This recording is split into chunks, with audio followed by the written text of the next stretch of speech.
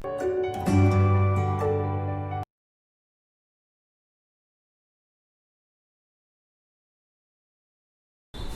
students, now we are going to start the next chapter of the biology after the life process, which is reproduction in organisms. Or we can say how the organisms will reproduce. Yes, what is reproduction? Reproduction is the ability of the living organisms to produce young ones like themselves. That is known as reproduction. Why this reproduction is going on? Yes, there are some objectives or aims for why reproduction going on the earth. Yes, first is to maintain the particular species on the earth. As you know, every organism have the right to live on the earth. That means every organism have the right to maintain its species on the earth. That is why, and that can be only possible by the reproduction. Yes, so first is to maintain the species on the earth. Second, to bring the variations. Yes, why variations are there? As the environment will change, we need to change ourselves also according to that, and that is only possible by the adaptation, and that adaptation is only coming by the variations in us. Third is to cause evolution. What is evolution? Evolution is the developmental changes in an organism. As the time will change, that will help them to change or to cope with the changing environment. That is known as the evolution, and that is only by the help of reproduction. So, what are the basic features or characteristics of the reproduction? Yes, these are: whenever reproduction is going on, first step is the replication of the DNA. What is replication? You just see here, when DNA make its copy of another DNA, that is known as the replication. That means when DNA make its copy and it will make the another DNA, that is known as DNA replication. But as you know, there are two types of organisms on the earth. One is prokaryotes and second is eukaryotes. So DNA replication, growth, differentiation of the cellular machinery and the cell division. These three steps takes place in the prokaryotes, because prokaryotes are the simpler organisms that have only one cells. So what will they will do? They will just replicate its DNA, then multiply its cellular components and then divide. So they will make the new cells. That will take the minutes.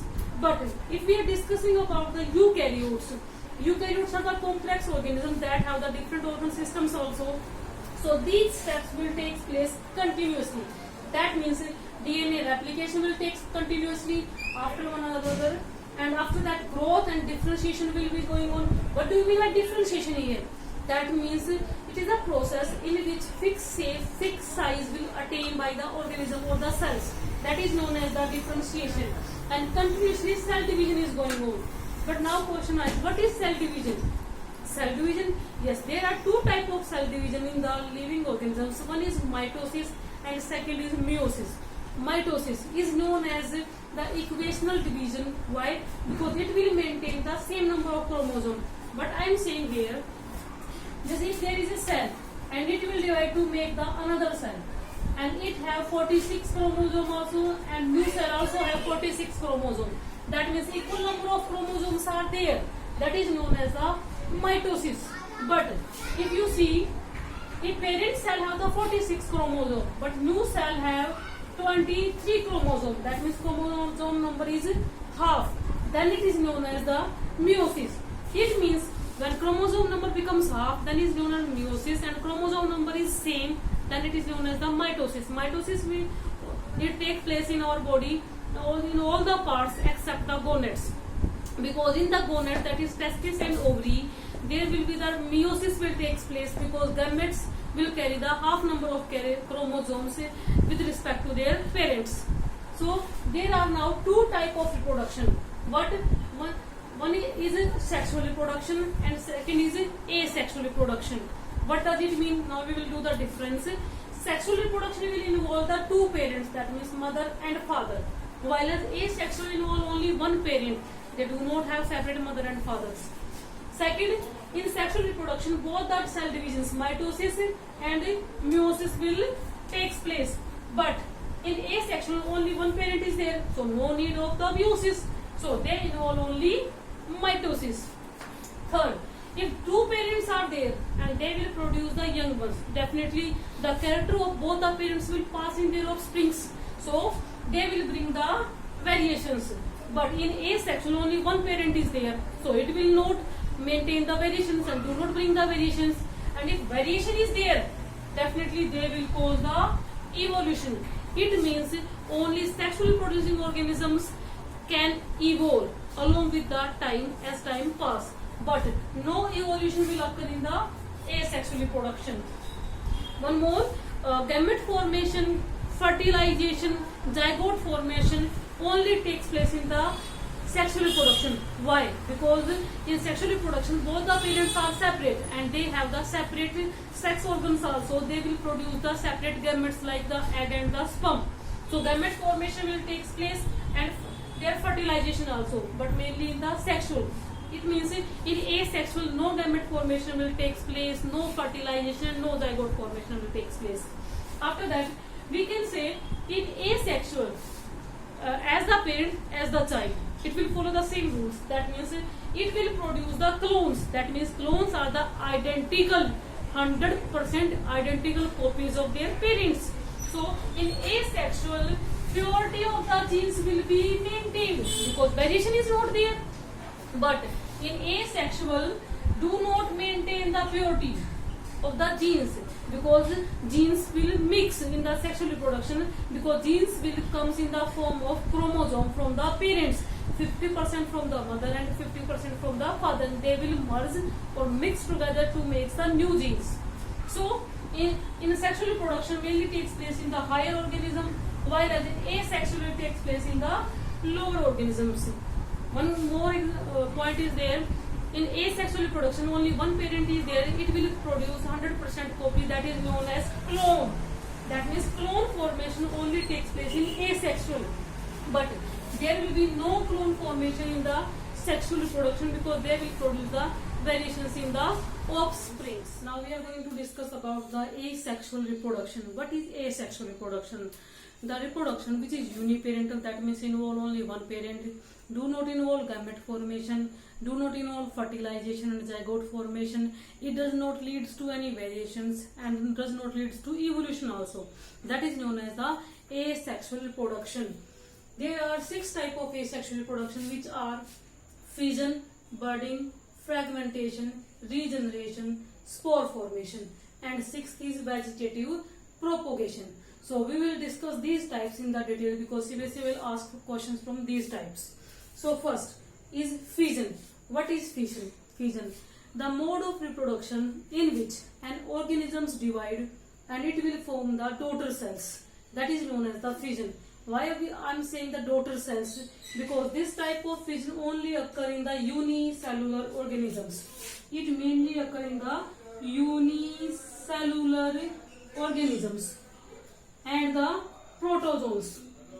So on the basis of the number of cells will produce, it is divided to 2 types. First is binary fission and second is multiple fission.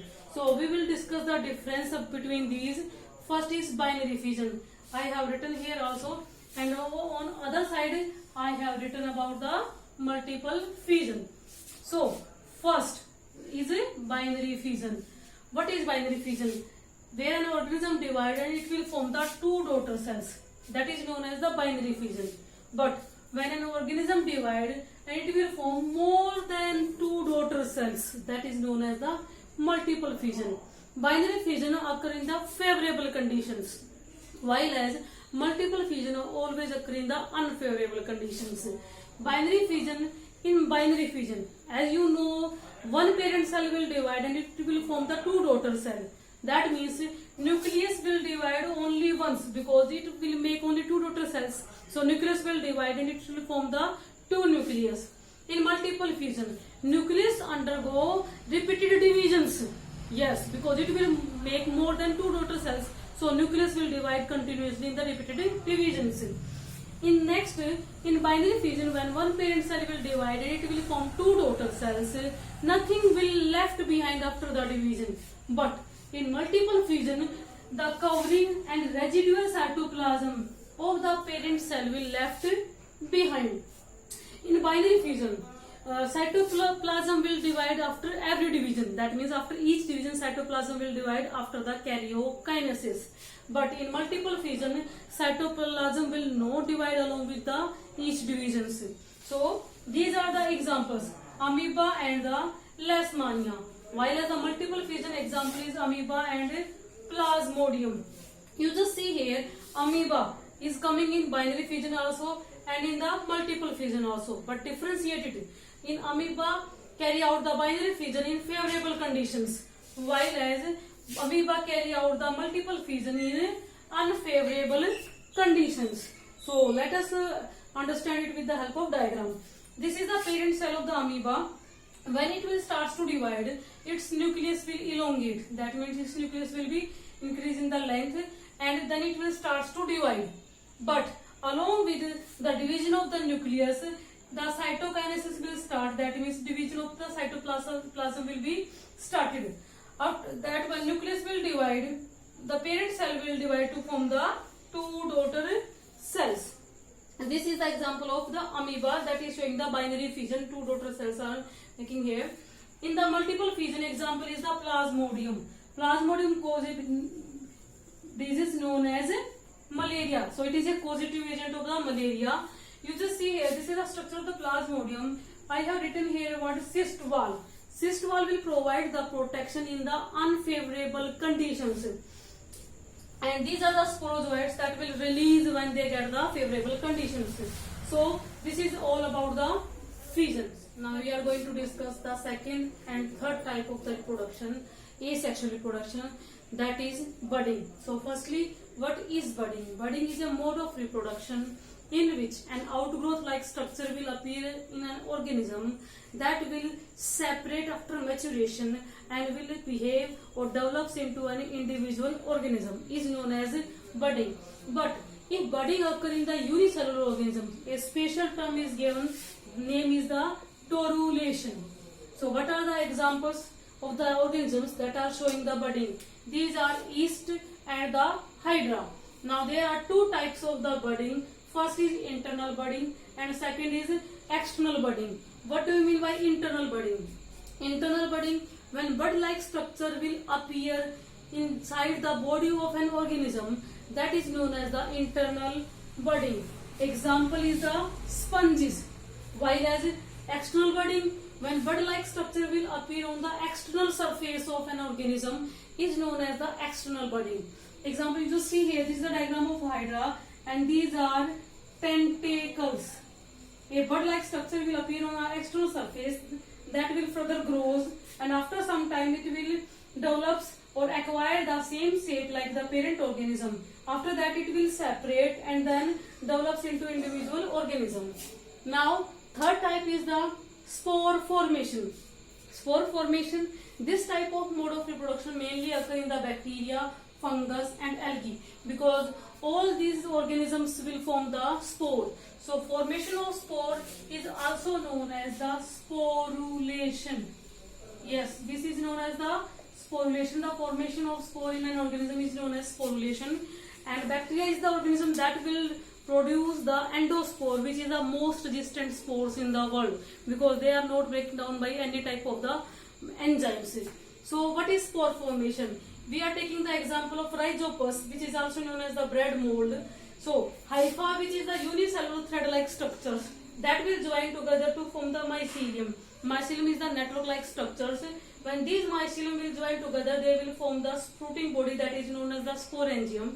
And this sporangium will burst and release the spores. These spores may be spread, or we can say transferred by with the help of air or with the help of water, and they will fall on the substratum. Whenever they will go to the favorable conditions, they will further develop into hypha, then mycelium and the fruiting bodies. There are more type of the spores also. Example, white color penicillium is the fungus that will grow on the wheat. So this is the general structure. Hypha will develop into mycelium, mycelium will form the sporangium, and sporangium will form the spores. And these spores will cause a number of diseases also, like the irritation or the skin disorders in the human beings. Now we are going to discuss about the fourth and fifth type of asexual reproduction, which are fragmentation and regeneration. So Fourth type is fragmentation. What is fragmentation? It is a mode of reproduction in which an organism breaks into fragments, and that fragments have the ability to develop into new organisms. That is known as the fragmentation. Examples of fragmentation are Spirogara and the Microstomum. So I have made a diagram here of the Spirogara. So this is the parental Spirogara. It will break down into fragments. So these are the fragments. You just see, and when these fragments will break down, these will develop into individual organisms. And the next type is the regeneration. Regeneration, it is a mode of reproduction in which an organism divides into pieces, or we can say breaks into pieces, and that pieces will develop into new individual organisms. That is known as the regeneration. Regeneration occurs in both advanced organisms as well as in the simple organisms. So many times students also confuse that when we feel any injury on our body parts or our skins will be burned, at that time our body will recover that skin again. That is not the mode of reproduction. That is a simply regeneration process by which body is covering its lost part. But here we are discussing about the mode of reproduction. Example is planaria, that is a protozoans, and this regeneration can occur only with the help of the specialized cells. So I have made a diagram of the planaria here. This is the parental planaria that is divided into breakdowns into three pieces, and these three pieces further develops into new individual organisms. So difference of the fragmentation and regeneration will also come in the exam. So in the fragmentation, body is breakdowns into functional parts that will develop into new individual organisms. While regeneration is the ability to acquire the lost or injured part. Fragmentation is the cells of the fragments have ability to make the new organism. That means every fragment has the ability to make the new organisms. But regeneration mainly depend upon the specialized cell. The piece which have that specialized cells or the stem cells only develops into new organisms. Other will not develop. And next, fragmentation will occur in the simple organisms, while regeneration occur in the advanced organisms. Fragmentation can occur in any stage of the life cycle. Okay, but the regeneration occur when the organism will mature. So example is the Spirogara of the fragmentation and planaria of the regeneration. So these are the two methods of the asexual reproduction, or we can say types of asexual reproduction. Thank you. Hello students, now we are going to discuss the sixth type of asexual reproduction, that is vegetative propagation. This vegetative propagation methods mainly operates in the plants. Then what is vegetative propagation? Is a method in which new plants are produced from any vegetative part like root, stem and leaf, but except the seed is known as vegetative propagation. It means seed is not involved in this step or in this procedure. There are mainly two types of vegetative propagation. One is natural methods and second is the artificial methods. Natural methods are the methods which operate in nature without the interference of the human beings, and these includes to make the new plants either from stem, root or leaf. So if we take an example, potato and banana are naturally propagated from the stem in the nature. Second, sweet potato and asparagus, these are propagated from the roots, and bryophyllum is propagated from the leaf. If you think about the bryophyllum, in the plant of bryophyllum, leaf will produce a number of buds. So I am writing here also bud. And when this leaf or this bud will fall on the substratum, they will form the new plants. So here leaf is used to make the new plants. So this process will take naturally. Second method is the artificial methods, because there are some plants which are used by the human beings but they are not naturally propagated. Then what are these methods? These are cutting, layering and the grafting. The first topic is cutting. Yes, there are some plants in which we can do the cutting of root, stem or leaf, and then those cutted part we can use to make the new plants. You can take the example of sugarcane. Yes, in the sugarcane we are making the parts of the stem, and we are using that part which have one internode and two nodes. because these nodes are used to make the new branches over there.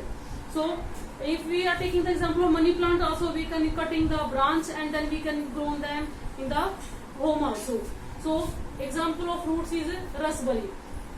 But when this cutting is done, cutting is always done in the favorable season. That plant we are using to cut, and plant should be choose should be young plant, not should be old, because young plant have most active mesomatic tissue.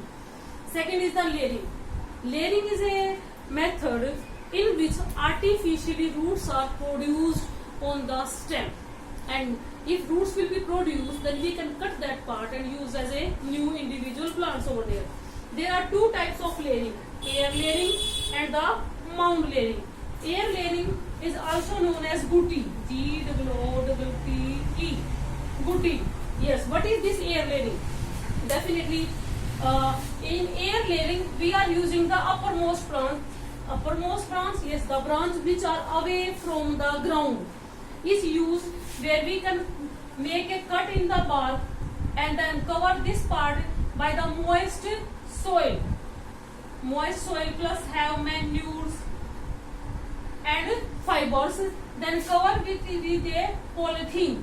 After some time, what would happen? From this part, adventitious roots will arise, and after that we can cut this part and use on another place for the sowing as a individual new plants. But must keep in mind, uppermost branch is used which is away from the ground. That is known as the air layering. And in the mound layering, the lowermost branch that is near to the ground. So this is the ground part or the soil. So this is the lowermost branch that can be cutted and then dipped under the soil and then covered by the moist soil, then fibers, and remaining part should be above the ground. What would happen after some times? Adventitious roots. What I am saying? Adventitious roots will arise from here. Then we will cut this part and then grow on another place as individual new plants. So layering is also a method from where we can use to make the new plants. Third method is known as the grafting. Grafting, yes, we can make the grafts. What do you mean by grafts here? Grafting is a method in which two plants are combined. Suppose this is the one part of the one plant, this is the part of the second plant. So both the plants are connected or joined in such a way that they act as a composite or single plant. That is known as the grafting. Now question arises how? So definitely we have to cut these two parts of the plants. So this is the first plant that is in the soil or in the ground. So this part that we are using is known as the stalk, and the plant that we are bringing from any other place or exotic part is known as shion. Yes, but question arises, why we are using the stalk always wild type? Yes, there are mainly two reasons for this. Because this part is already adapted to the soil. Second, this part is already adapted to the pathogens also of that area. If we will bring the new plant here, and if suppose we can bring the new plant and sow in our soil, what would happen? Maybe the pathogens of the soil will attack on that plant and plant will be unable to grow. So here, shion is the part that we will bring from other places, but must keep in mind these both the parts should be of same species. Yes, what do you mean by same species? You can't join the mango over the apple plant. That means if you are going to join both plants of the same species, then why we are doing this method here? Because if we want to bring the variations in a particular species, then we can use this method. If you want to change the flavor, like if you want to change the flavor of the mangoes, we can follow this method. If we want to bring the exotic varieties in our areas, so we can use this method. So grafting can also be classified on the basis of shapes, because these patterns of cutting will be different. Like the tongue, this is the method of tongue grafting. There will be a wedge grafting, there will be a crown grafting. After that, there is another method that is known as the tissue culture. Tissue culture is a culture that is performed in the lab. Yes, in the lab where cells or tissues are used to make the new plants. How? We can use in cells and tissues of the plant. Then in the laboratory, in vitro conditions, what we will do, we will make a culture media where we will make a culture media in a test tube and then keep that cells and tissues over there, and then we can close it by the cotton plug. So after some time these cells will multiply and they will form the callus. What is callus? It is a group of undifferentiated cells. That means this callus have the ability to make the different parts of the plant. And this tissue culture is mainly followed. Why? Because this is the method only by which we can make the disease-free plants. We can. It is a easy and it will not consume the most time. It is a cheap method also. It can use to make the number of plants also. So this is known as the vegetative propagation and the tissue culture. Thank you, beta.